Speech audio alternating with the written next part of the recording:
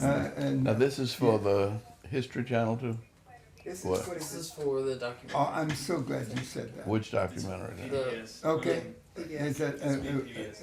yeah, call me first thing in the morning. But that's We'll not take the it same from thing there. as the History Channel And I'm glad program. it's all right with you too. Okay. See you then. Sure, thank you. And see, this is gonna be help to me because I'm gonna use this for Dr. Vivian's biography. Good. So this is really helpful to have the two. Yeah, see, because I was just thinking about the New Orleans, the St. Augustine thing. See, Martin sent me down there early before Hosea came really on, before he left Savannah, right Yeah. at the same time, right? And So I this had- would have been before Ambassador Before- Young. yeah. well, yeah, but it's all at the same time. generally. 63-ish. Yeah, see, because the whole thing only lasted a couple, 3 months. You see, it didn't last 3 months. No. And so it all happened in weeks, right? There was a guy in St. Augustine that I cannot think Dr. of. his- Haling. Oh, but Haling was the guy that started. Yeah. But I was thinking about a guy that was on the ground, and he was continuously working with me. And we ended up over at that airplane field. Where they fixed airplanes. Yeah. Because they hired more people than I think any other place in St. Augustine. The restaurants together did, but I mean, as a place for people's ordinary Did you ever jobs. see that documentary they did on St. Augustine? No. There are two. One, Slater King's son did one. And then there's another one that I don't know. I that knew he done was on the doing it, but There's another one on the 25th anniversary. I don't know the name of it, but yeah, because we were there. The 25th anniversary was just about 3 years ago. You think about it, right? Yeah. Remember, there was two groups meeting. And and you met with one, I met with the other, and we got all. well, it wasn't 25th though. It was 64 to 2004 was 40. 40 years. 40 That's what it years, was. 40 years. I'm thinking Time. about. There was one on the 25th. In fact, this is the I funny went back thing. to the one I think on the 25th. Yeah, yeah. Again, I didn't remember the one on the Yeah. 25th at all. But so the 40th one is one I'm thinking about because it was just about 3 years ago or something like that. But Well, you're right. The 40 years. thing is that no matter what we talk about, it seems like yesterday. Yeah, that's the point. It really, and it really time. does. It really does. You know, see, to have been, well, just thinking back when I was thinking, I don't know whether Andy's going to really like it, and whether he should, whether he ever feel, like he made a wrong decision. Now I think about us and realize that, man, the more we'd have missed life. Well, and when you if we came, missed that. when we didn't have but about 4 or 5 people when we went to Birmingham. Yeah, that's true. And Dr. King said, Birmingham is too big. Who can we get? Yeah. Who can we send for? And I think that's when we sent for you. That's exactly right. In fact, and you left Nashville and joined us in Birmingham. I really left Chattanooga. Chattanooga. Yeah, I In had regards left. to the Birmingham Yeah. campaign, Yeah. what was it like in the inner circle in regards to Project C? Well, Project C was Wyatt Walker's. Yeah, I was going to say I wasn't. Thing that he and put on paper. Yeah, Wyatt and I were the first ones in, but the C thing we hardly called it by name. We were just. But it was just him writing out an outline of what we thought might work. That's right. But once we got there, nothing. Yeah. It took. I mean, a movement takes a life of its own. Yeah. And traditionally, we had a series of small demonstrations pointing up specific problems. One related to schools, one related to the fact that the banks wouldn't hire you and wouldn't lend you money, one related to a demonstration related to the lunch counters, another demonstration related to some place where they would not hire blacks. But we kind of systematically did it, and hopefully during which time we had a total boycott on the city. And it takes about 3 months for people to realize that the boycott is working. And so at first they didn't pay any attention to us because they said, black folks stir up stuff like this and these agitators will give up and leave town. Well, they would lock up everybody in the demonstrations, and they started raising the amount of bail money. And so we didn't have enough bail money to get people out of jail. And so that's when the business community came to Dr. King, the black business community, the black bourgeoisie, including the black preachers, a number of them, and said, you made a mistake, you miscalculated. And they were looking at Project C. They said, this will never work in Birmingham. See? And you really need to shut down this movement and go around the country speaking and try to raise enough money to help us get these people out of jail. And that's when Martin sat there for about 2 hours listening to him. And decided to go to jail. And then he got up and he went into the next room. And when he came back, he had taken off his suit and tie and He shirt was ready. and had on his overalls. And he said, I'm sorry, I really respect you. I know you might be right, but I can't leave. I can only join these people in jail. Now, And he did. that was when this letter from the Birmingham jail was written, because it set off a series of things that we were not planned. It wasn't planned that the black leaders would come and turn against us. And at the same time, the white leaders had an ad in the paper spelling out all the things we were doing wrong. And so Martin wrote the letter from the Birmingham jail around the margins of the New York Times. I mean, he didn't have any paper. He wrote it. He wrote it in a newspaper. And he finished on toilet paper. And but just as that came out, we also ended up having our biggest demonstrations, and the and Bull Connor put the dogs on, and then it was. Then all the young people wanted to go to jail, and people said we sent children, but we didn't work with anybody under 14, and everybody had to have their parents' signature when we started out, but then they started closing the schools down. The high schools just literally said, we're going to jail, and they left school. Finally, right? They left school, and in one school, there was a 10-foot fence around it, and the principal locked the gate, and they pushed against that fence until the whole fence came down, and then they walked out over the fence and went to jail. And then once, that was Parker High School, and once the word got out that Parker was going to jail, then the other schools, Ullman said, if Parker's going, we going. So everybody, I mean, there were about 5,000 people, mostly young people, arrested, during the next week. Now, part of that was planned, but we never could have spelled it out quite like that. That's right, Doc. Is it, in fact, this is one of the things we always say, is that things always went beyond how we planned it.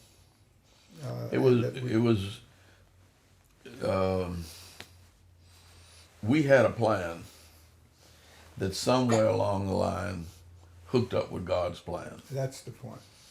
But our plan was never adequate. But it was as soon as we failed and everything we could think of, and everybody telling you you're wrong, go leave, it was a mistake. Then Martin Luther King's act of faith, going to jail, triggered God's plan. That's right. Which included a letter from the Birmingham jail and included mass marches of young people. And it got the federal government involved. And the media involved, which is what helped. Well, the media was always involved there. I think that I said that because I just remember the dogs more than anything, and you being yelled at on those stairs when I think back. That's one of the most important. Well, now that's 2 years apart. Oh, really? That's right. See, The Selma, dogs were 63. They were the same. Yeah. Okay. And Dogs Selma were was Berney. 65. yeah. So can you tell us some more about Selma? Sure. Oh yeah, well, we we both can. But the starting of Selma to me was the most important. The fact that we picked, or that Martin really picked, out of the way place like Selma, was really hard for me to believe.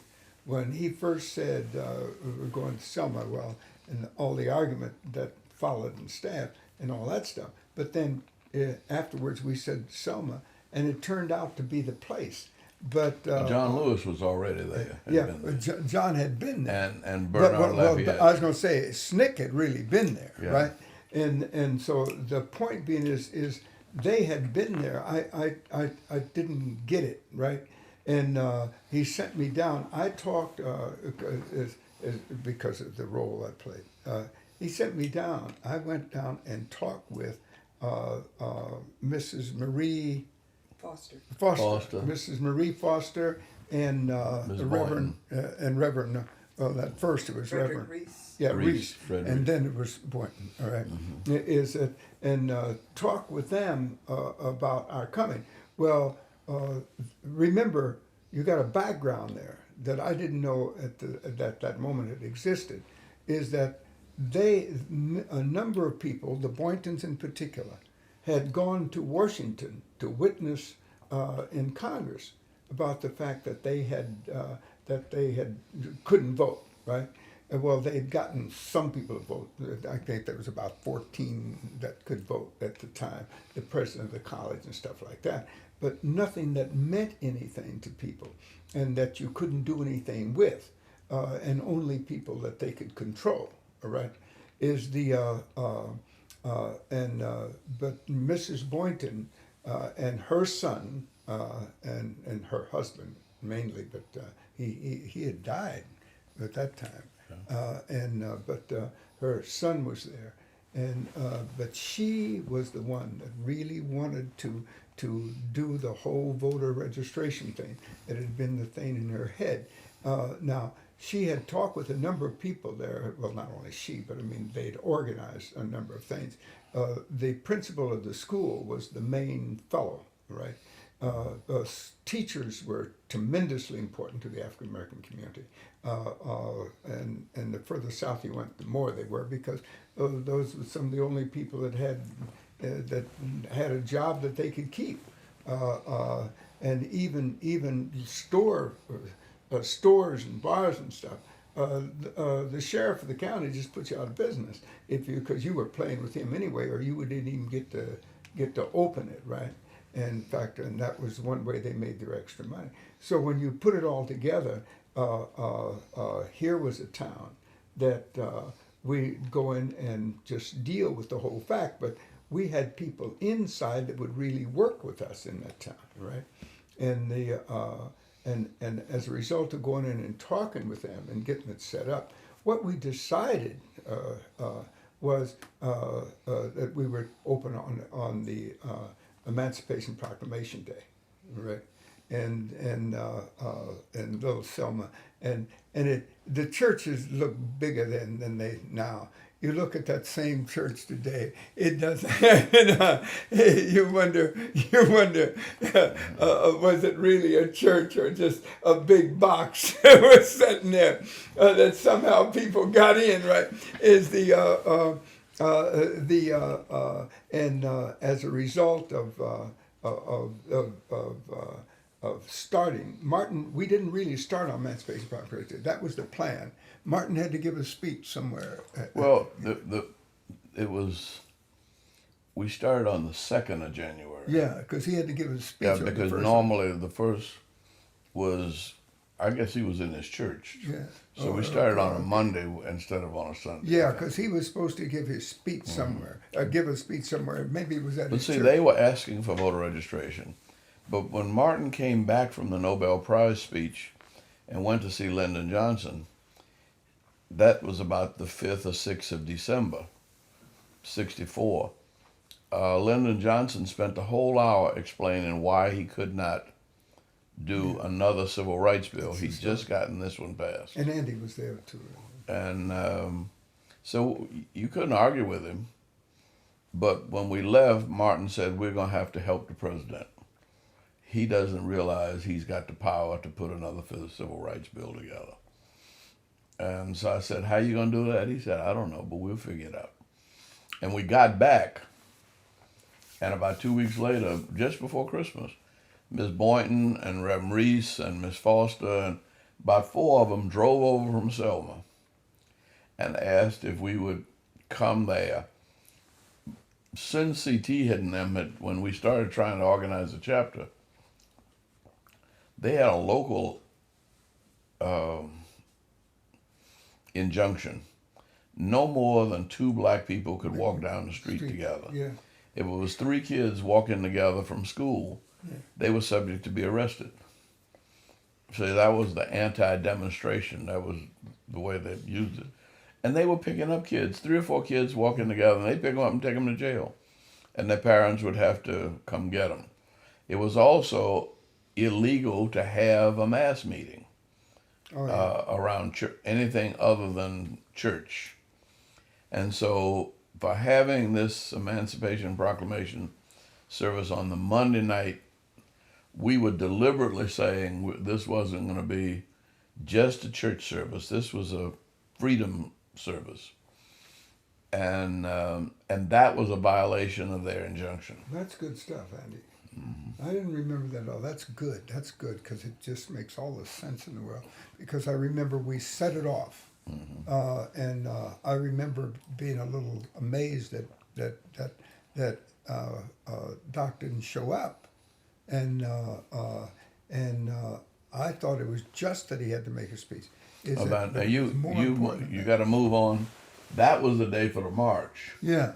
When we got the march, we got the march date wrong.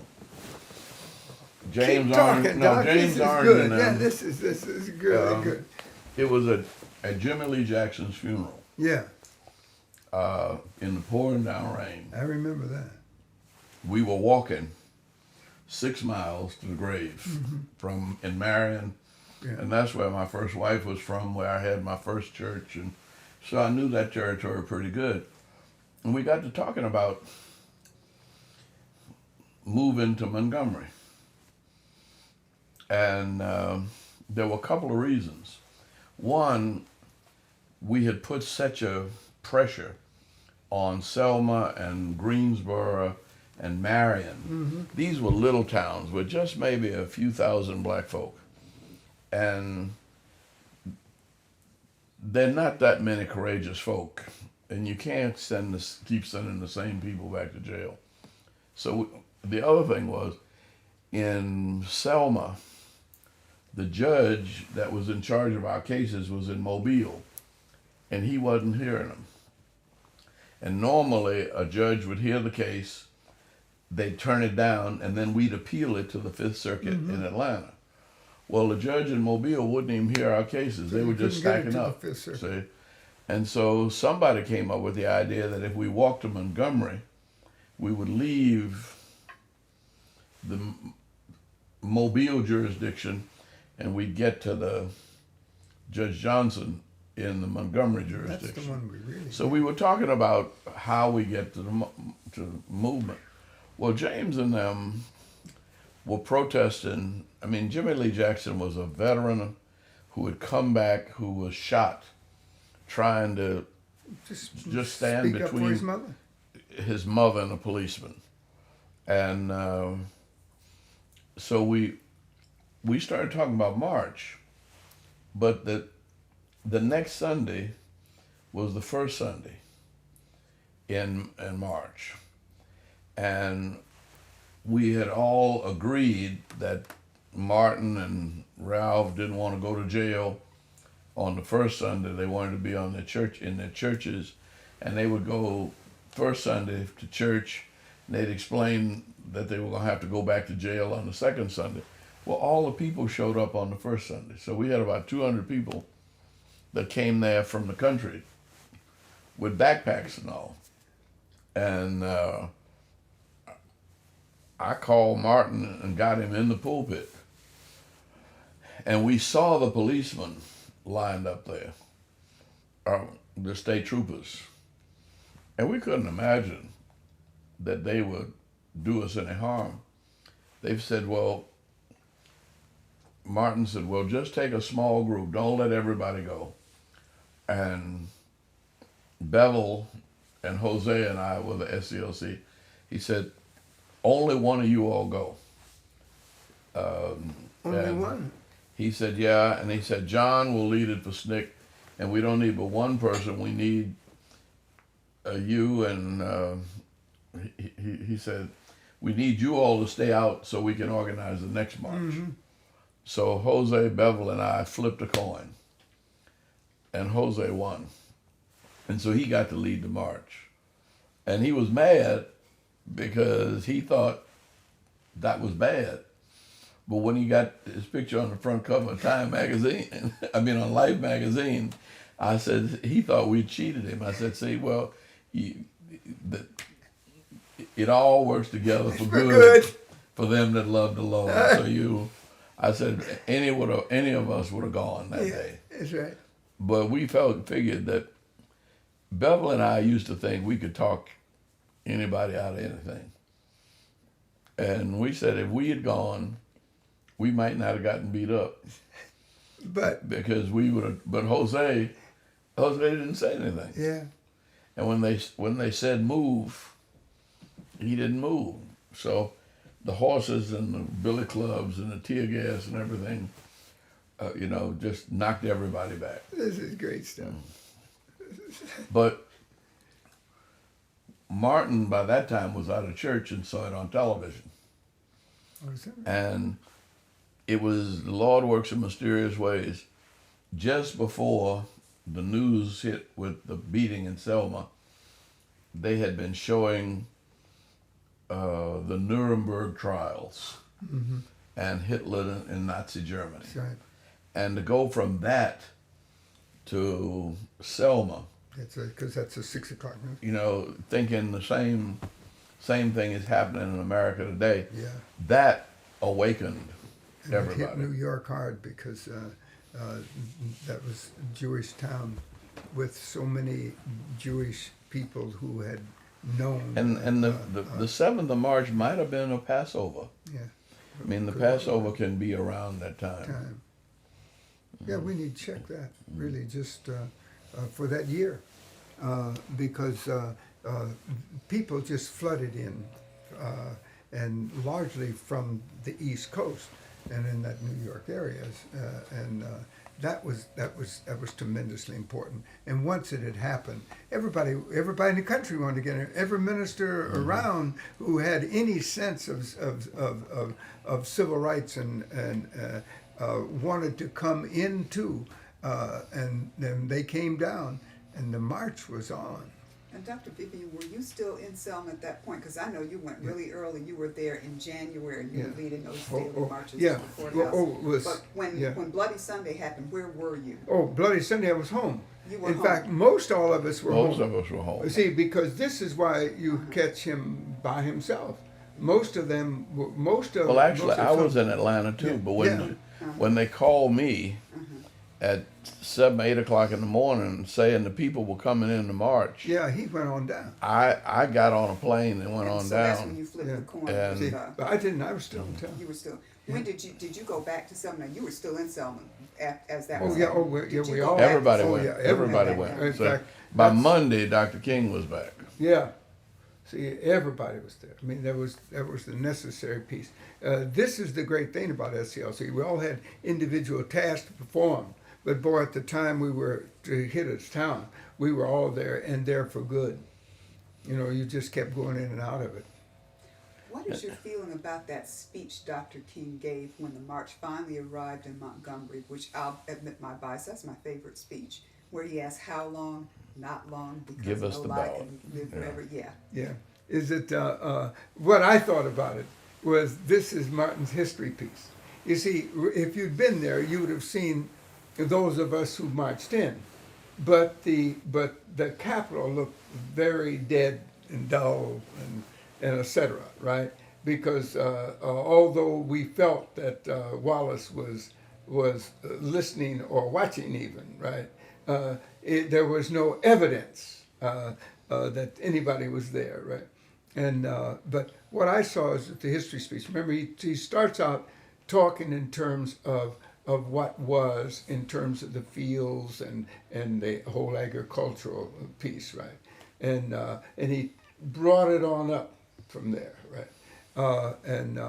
That's basically how I remember. I was sitting on the stand, but really up on the edge of the platform that had been made, right? Oh, where he was standing. Yeah, to yeah. speak. Well, I was really sitting up there. Yeah, on the same platform where he Yeah, was I standing. saw Reed the other day. Yeah, Milton was on the stand that day too. Well, and that was what happened. Say that when the ministers would come from around the country, they would all be up there and want to be on the stage. Yeah. And so the staff ended up sitting around on the ground, Yeah. on the edge of. I mean, Anywhere my else. favorite place was on the steps leading up to the pulpit, because if you had to run up there to say something, Yeah, you were right there. you were right there. But Yeah, and but I you know, that to me was one of the dullest spots of things. You knew nothing was going to happen. We had gotten there, and they gave us that deadpan bit right that I just described, and we were going to have the speech. In fact, I don't remember what happened afterwards. Maybe Andy does. well, I just remember going what back. happened was we went back. We started hauling people back, Yeah. and one of the last cars. I think I stayed in Montgomery in a hotel that night because my family had come over from, Oh, I see. From You had Atlanta. a reason for being there too. and so most of the people were hauling people back by buses and cars Yeah. and things. And one of the last people to go back was Viola Liuzzo. And she was a woman came down from Detroit, married to a Teamster organizer who was driving people back and forth. And she was driving back for the last time after having driven 2 or 3 trips. And car came up alongside and shot her. Right. In fact, I do remember that. In fact, I tell you, we were at the airport when, what's his name? The great one, the great speaker of the time and the organizer of the March on Washington. Bayard? No, Oh, A. Philip A. Philip Randolph. Randolph? A. Philip Randolph, and Bayard and I were all there together when A. Philip fainted. It seemed as though he really passed out for good. We were afraid that it was a heart attack and he was dead, right? And Bayard moved to get an airplane, and so we came in. And I was saying I don't remember what happened after that. That's what happened after that. And we came in by airplane to take A. Philip to the hospital.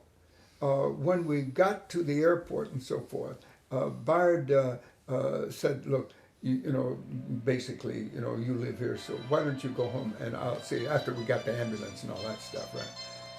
I'm sorry, fellas, I could have cut this out. 3, 1, 2. Yes. Who is this? Oh, fine. How are you? Yes. It's because no, but how long would it take before we did an interview? It's the Obama thing.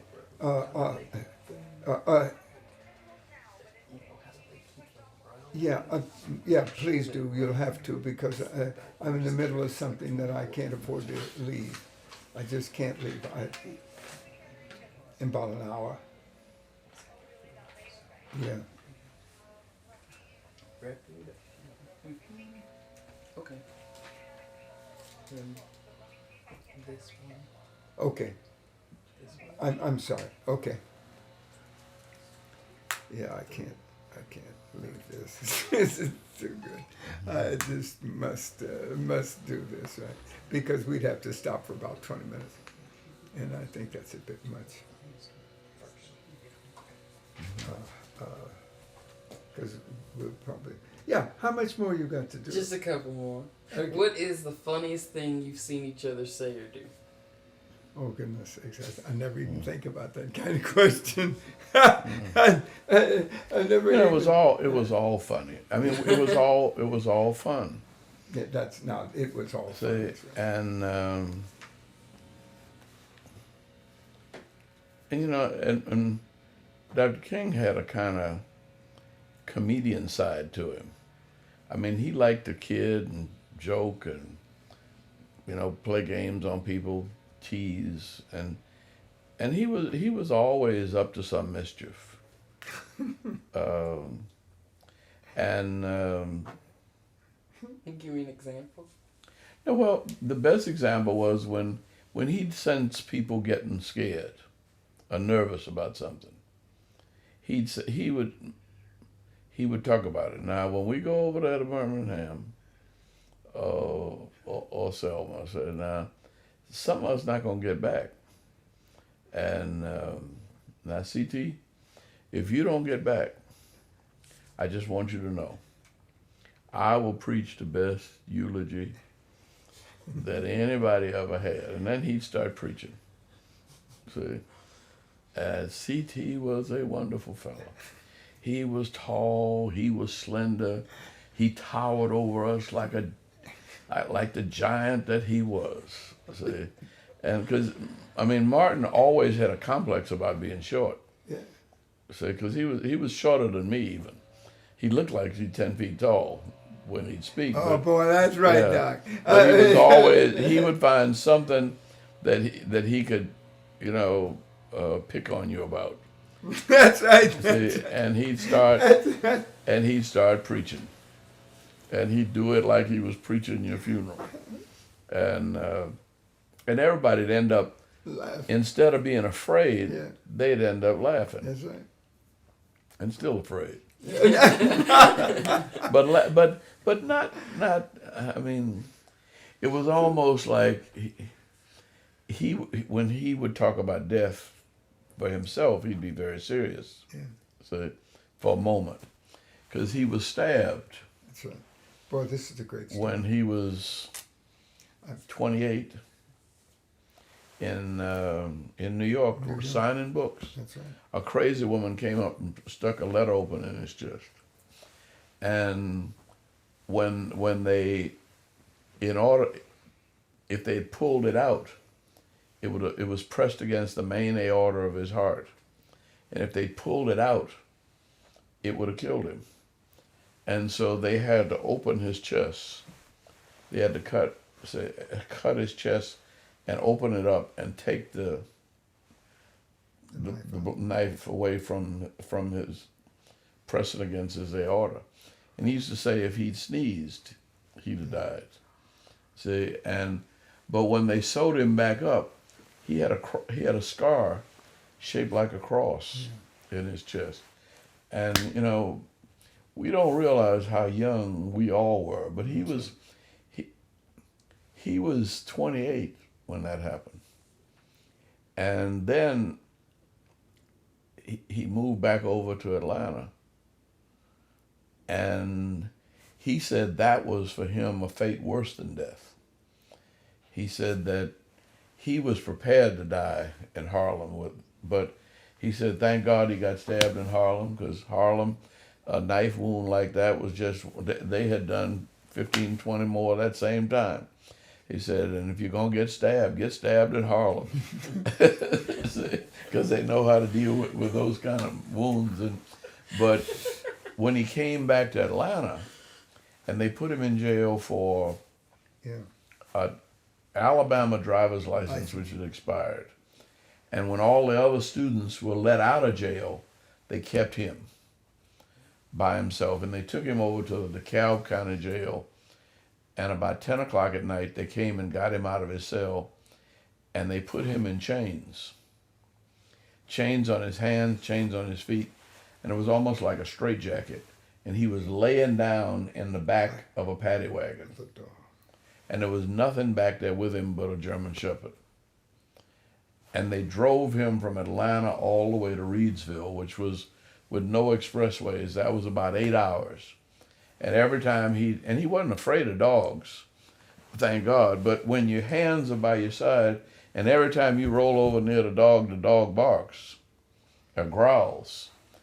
And to go through that for almost 8 hours, he said, and he would laugh and joke about being stabbed, and he'd laugh and joke about other things, but very seldom did he talk about that midnight ride. Mm-hmm.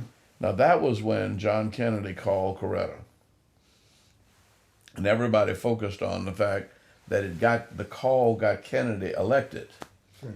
But nobody stopped to realize what Martin went through. And that's why it took him from 1960, when that happened, to 1963 almost, to decide that he was going to take charge of the movement. He went to jail in Birmingham on a trick. They tricked him into jail. Yeah. He had no intention of going to jail in Birmingham. And it didn't, in Albany. Yeah, Albany, Georgia, that's the first place. And it didn't work out right. Yeah. And so he had not gotten over that experience, really, almost to Birmingham. What was it like for you to deal with such big leaders at the same time, walking in and talking to the president, every couple of weeks about things that were affecting the entire country? Well, unfortunately, we realized that they didn't know as much as we thought they should know. That they really didn't understand the race situation. The Southerners did. Lyndon Johnson did. Better than Kennedy. And that's why Clinton and Carter, because they grew up in the South, they were much more comfortable in dealing with the race situation. But I think being around people like that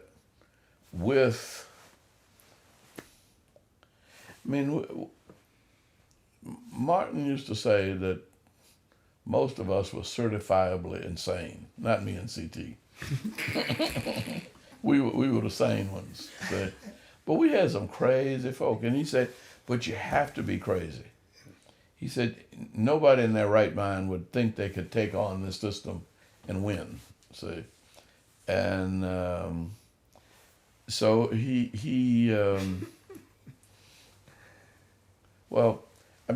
just realized that this was a God-given team. That's the point.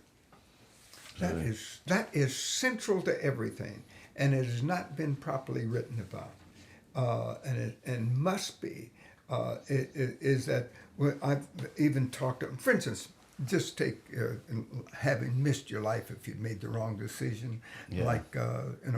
Is that I was, when I got my call into ministry, right? I was not going because my wife had just told me the same night, in fact, that we were going to have a baby, right? And then add to that, or add that to really the fact that I wanted to go to Colgate Rochester, and had been invited up for a week and all of that, right? And so, but before that, I'd been invited up and go. So I'd made up my mind when I do go, when I do get a calling, I'm going to Colgate Rochester, right? Is that now? I got the calling, and my minister had been collecting money for me, right? But he was collecting money for me to go to American Baptist Theological Seminary, which I didn't even know existed, even though I'm Baptist and as I said, a National Baptist and all that. I didn't even know it existed, right? And certainly still had my mind on Colgate Rochester, right? And but he collected the money for me, and he was on the board of, and so I took it for granted that that's where I was supposed to go, right? So I went there. Now, what if I had used my wife as some excuse because I started to tell her not to go anyway, right? And that I wasn't going until I could go where I wanted to go and all that sort of thing, right? I'd have missed my whole life, right? It's because the whole group, well, not the whole group, but a half a dozen of the guys that came there at that same time were all guys that stayed with the movement, and still, and were, like Hosea Williams was in a foxhole in World War II, yeah, and a bomb hit the foxhole directly, and everybody in it was killed, but him. And when they called the bodies away, they realized he was still alive, and as he tells it, they put him in an ambulance to take him back to the boat to go back to England, and the ambulance got hit and the driver got killed, and he's still in the back of the ambulance alive. And finally they get him to England, and he's there for 11 months being patched up, and he comes back to Georgia wondering why did the Lord save him. And he's in uniform on a cane going back to Attapogus, Georgia. And he stops to get water, and a bunch of local thugs rough him up because he was drinking from what was the white water fountain. Now, he goes into great detail and said, look, he had no intention of doing that. He tried to buy a cup. They wouldn't sell him a cup. He bought a cup of coffee, poured the coffee out because he doesn't drink coffee, and then used the coffee cup to rinse it out and then get some water. And he said he'd seen white people feed their dogs from that water fountain. See? And it was down in Bainbridge somewhere in a bus station. And he got roughed up, and he said at that moment he decided that that's why God let him live, because he needed to come back home and do something about freedom for his people, not just freedom for Europe. See? Well, he was, in some ways, he acted like he was already dead. That it wasn't borrowed time, this was given time. And it didn't matter what he did, as long as he was doing right. And he did some crazy things. And he and I were always arguing about something. But we couldn't have done without him. that's right. When it got down to it, you needed people like that. And Bevel had been discharged from the Navy with a Section 8 discharge because he just said he didn't want to be on a boat that was going to kill people. And he got a bunch of books and sat on the back of the deck and read. And they'd argue with him about doing some work, and he'd say, you know, he just ignored them and continued reading. And so they put him out, and he hooked up with CT at American Baptist. at the American Baptist Seminary, and all of these kind of people were coming together. Diane Nash was a very pretty girl from Fisk, who I used to think was kind of like a Joan of Arc. Yeah. You know, because she was so stubborn and so determined. That's right. And so fearless. That's right. And she was little and cute and wasn't supposed to be that way. Yeah. I mean, that wasn't our image of the Southern Belle. That's exactly right. In fact, nor was she. She was from Chicago. Right? It's all a marvelous thing of how people ended up there together. And you know, just as Andy is saying, this was a will beyond ours. This was a plan beyond ours. And this is exactly the way I see the whole movement as it moved and moving together. And then now the way I see Obama's running. Now, I don't want to, as the end result, the most important piece of the voting rights bill, all right? Now, let's look at that for a moment, because I don't want to get caught in that thing about God has decreed him to be president, right?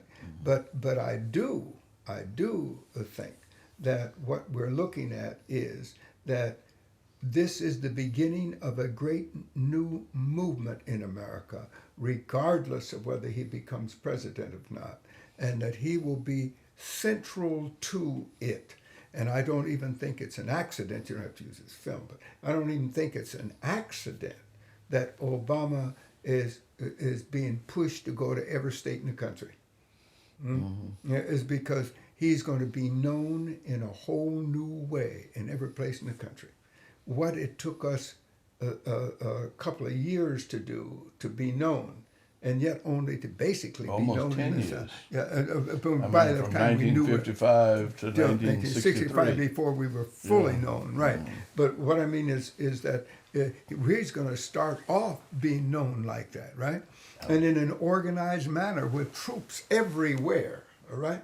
Is that And I mean, what could we have done if we'd known about computers and cell oh phones? boy, that's all this world. You know, That's the radio stations in Birmingham would not even announce our mass meetings. And when Martin Luther King went to jail in Birmingham, it was on page 36 of the newspaper, way in the back. A little column, That's Martin good. Luther King goes to jail. 36, Yeah. Way in the back of the paper. See? Now, it was headline news up north. That's right. I was going to say New York Times. But people in and around the South were shut out of knowing what was going on So how'd you get the word out? through the churches. But it automatically moved.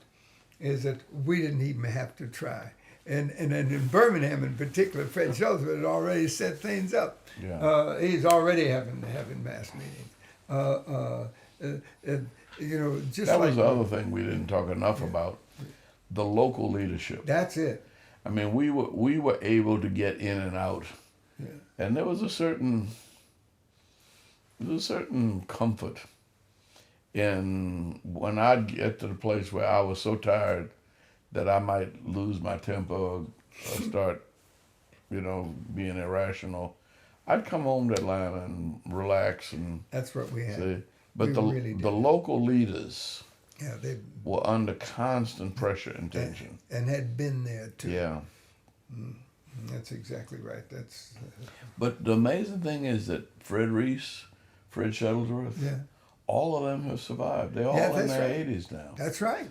and they're doing extremely well. I'm telling you, the Well, idea Fred- that they're Fred still was alive. having a- Fred's Yeah, he wasn't able to was come to a sick, meeting hadn't he? in Yeah. Washington we had last Is week. is he any better now? Because I had heard he was sick. Well, he's better, a He lot is better than he was, but he's not so he jumps around. All right. One of Fred's daughters came to represent him at the Howard meeting. Yeah. All right. Is he? Now I had yeah, heard we'd that hope he to was be going to there. leave Cincinnati and go back to Birmingham for a while, and I don't know if that happened or if he's still in Cincinnati or He's still in he's still Cincinnati. in Cincinnati. Yeah. Yeah.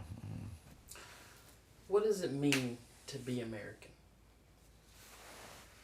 Well, I've been all over the world. Yeah, and listen, Andy is the only person that has been on both sides of the table in the White House. Think about that. It came to me the last time I was introducing you, and that it's the only one of us. been on But both even sides of the even in City Hall, I'll Yeah. never forget that I was sworn in as mayor at 10 o'clock in the morning. I got to City Hall about 12:30. By 2 o'clock, there was a picket line out front. Singing "Tell Old Pharaoh to Let My People People Go." go. And I went on and said, "What the hell is wrong with you guys?" They said, "No, now you the man." What were they picketing? What were they? They were protesting? picketing me, Me. to remind me that I was no longer one of the movement. See, you get I that- was that's now good the stuff. establishment. That's right. See? What did that feel like? Well, I mean, it felt. One, I went out and I joined the picket line with them, and I marched around with them, and sang with them, and I said, I know where I came from. I know you put me here, and I know that I have to continue to represent you here. But now I won't always be able to do what you want me to do, because I have to manage the city. But I know why, and I know who I'm managing it for. Now that was always, it was always one of my fears, but I never forgot that there was a little lady who went door to door and borrowed, she got some eggs from this place, some flour from this place, some sugar from this place, Oh, I see. some lard I from know this that place, story, and she got a little bit from everybody in the neighborhood, Yeah, and then she started baking cakes and selling them yeah. to raise money for my campaign. And there were people who gave me, there were no finance limits, so people who gave me a $10,000 check. Yeah, But I always knew that this lady who went door to door to her neighbors, and represented. who had nobody to represent her but me. And so I never, I mean, that was always, Great. that was always what my objective was in politics. Yes, yes. Now it still is in business. Say, you have to, we're going to be judged by what we do with the least of these That's God's right. children. That stays with us. Everybody's in movement with Martin. Yeah. That line stays with you. And so I got caught with Walmart. Mhm. Well, for me, Walmart was feeding hungry people. Yeah. Now, Jeremiah Wright didn't think that. He called me Judas. And I said, and I wrote him a long letter. He and Joe Lowry. When did that happen? About 2 years ago. Yeah, about 2 years ago. 2, 3 In years fact, ago. I was in Chicago, and, and they quoted me in Chicago. but Because I was it- on your side. It was, I mean, well, it's not as simple as it was. But even for Jimmy Carter, they say, well, why is Jimmy Carter meeting with Hamas? Yeah. Doesn't he know the Jews are going to get mad? I said, only Jews Jimmy Carter's concerned about now, Abraham, Isaac, Jacob, and Jesus. Hey, Doc. See, All right, that's a great line. He doesn't- And that's the only yeah. Jews he's concerned about now. and I said, and those people who are concerned about him need to be concerned about them too. Because one of these days they're going to have to face a judgment on what did they do. That's right. But I was a Palestinian and you gave me nothing to eat. That's it. That's it. I'm just saying that we looked at the world, and back to your question, what it means to be an American for me is that I have had the freedom, the opportunity, and the faith, and the love made available through this country with all its problems. But I have been able to do anything I could dream of and work toward. Now, nobody gave it to me. But most of the places I go, whenever I think about, people say, what's your favorite country in Africa? I got a lot of favorite countries. But there's no country in Africa where I would have as much freedom as I have here. As much as I love the Caribbean, there's no country in the Caribbean where I would have as much opportunity and freedom as I do here. See? And when I went to Europe, I began to realize that they don't have the same kind of discrimination, but there is a discrimination almost everywhere in the world. In the Arab world, there's a total discrimination against women. See, in much of Africa, there's discrimination against women. True. And I don't know where else I would want to live. And I thank God that I was born and raised here. But given an opportunity to serve the world from here, I mean, I don't think, Martin used to say unearned suffering is redemptive. Yeah, Well, the unearned suffering of our ancestors that's it. has got to be redemptive for the United States. And that means the redeeming part falls on us because they did most of the suffering for us. Boy, that's a great line. It's a great line, Andy, and it's true, and it's very, very true. And they suffered that we would end up being somewhere where they could never have gone, Yeah. and that they knew Well, it. even Martin, I think, I always say that if I had told him on the march from Selma to Montgomery that I was going to be mayor of Atlanta, Yeah. Oh, he he would would say, laugh. boy, you sick. That's right. What He would have had fun with that yeah, boy. you've been smoking some of this rabbit tobacco out here. So, He would have enjoyed that night. It's that would have picked up any meeting we would have been in. You wouldn't even have to stood up. You wouldn't even have to say it out loud. All you'd have to do is say, "Yeah, and I'm going to be mayor of Atlanta," and they would. All of us would have had fun. but I couldn't even conceive. But you know, the one that got me that I couldn't conceive of is when you became ambassador to the UN. That's the one. When you became ambassador to the UN, I said, "Man, this is a whole nother Well, you level."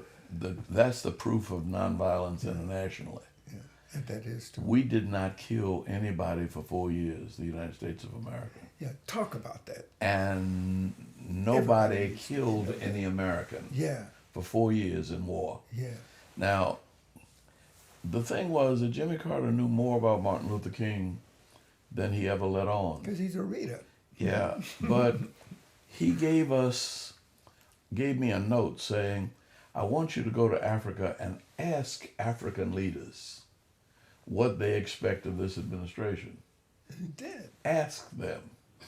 He let Rosalind go to Latin America with the same kind of suggestion. Introduce the administration and say, we want to know how we can help you with your problems. Cy Vance went to Europe. Bob Strauss went to the Middle East. Walter Mondale went to Asia. Not to tell anybody, not to call anybody names, but ask people What can how we do? they would like to work with us. Which means we took on everybody's problems, which were our problems. Sure. But we were not imposing on Yeah. them. We were helping them, which meant we didn't have to go over there. I mean, I used to go all over the world without a gun or without a bodyguard most of the time. Yeah. And the Secret Service would insist on sending somebody with you sometimes. Yeah. But for the most part, I never worried about, because everybody loved America, because America respected the world. Is Aretha, Yeah. R-E-S-P-E-C-T, Yeah, see. really Otis Redding. That's right. But that when we showed respect for the world, and actually that's all we did with white folks. Yeah, that's true. We showed them respect and we demanded respect. Yeah, See, that's right. and nonviolence is really very simple. It's about respecting people, whether you agree with them or not, That's whether right. they look like you or not. That's right. Maya Angelou has a thing, say, all of us are God's children. I love you all, whether you're black, brown, white, whether you're male or female, gay or straight, whether you're fat or thin, whatever. Yeah, I love you all, just like God loves you. yeah, right. And this is what we're supposed to end up really feeling and thinking and meaning. Everybody. That's really what it means to be a Christian. That's why love is the centerpiece of our faith. And you can love the hell out of some folk. Yeah, that's exactly right. I have Tell to- one of those stories, Doug. the hardest one is my wife. When she gets mad when I say this, but she has a temper. See? And when she goes off, I say I never came as close to being angry with the Ku Klux Klan. And my son, your children know they know the ones they know the weak buttons point, to punch, right? buttons to punch. Yeah, that's right, and they do. They do. I'm very fortunate. But that you they have do to. that. But it's like you know, when I would try to ask Bo, what do you want to be? Well, people would ask, what do you want to be when you grow up? His answer was rich. I said, well, you can't just wish to be rich. You've got to have a career, a profession. How do you plan to be rich? He said, I don't know, but my objective is to make money. So, and he said, y'all have done everything else, Yeah. but all of y'all are poor. Yeah. So he said, Andrew's got a law degree, Lisa's an engineer, Paul is a teacher. So you done everything, and you still ain't got no money. He said, somebody's going to have to be rich enough to take care of you all in your old age. You know what? But it's true. Let me tell you what. Is it? I've been thinking, watching this depression come on. Is that when I grew up in the depression, right? And we lost everything at the beginning of the depression. And finally, the house in town, because we had farms, and then wintertime you had a house in town, right? And that was burned down because of my grandmother's being a loving person, and took in a guy's what kind of law wife you call it, right? Common law wife, and that burned down, right? And so. And the depression was so horrendous, it destroyed my mother's marriage and my grandmother's marriage, right? And they brought me to Illinois, because that's all that was left. So my thing is that what I've got to do is to make up the difference, so that since the depression took it away, that I've got to Catch up. Got to catch up. That's exactly what it was, right? But Martin would never pay us. I mean, you never made more than $10,000 a year. That's exactly right. But the thing that made the difference, when I was not converted, but when I was called to ministry, I had to give up every thought, because I have taste. I mean, I have, you know what I mean. I You got good taste in art. That's right. I had great taste in books, and in fact, my books are worth more than my house. You know what I mean? Now, my point is that I got one book is more than anything else I own. Right? Now, but my point is that in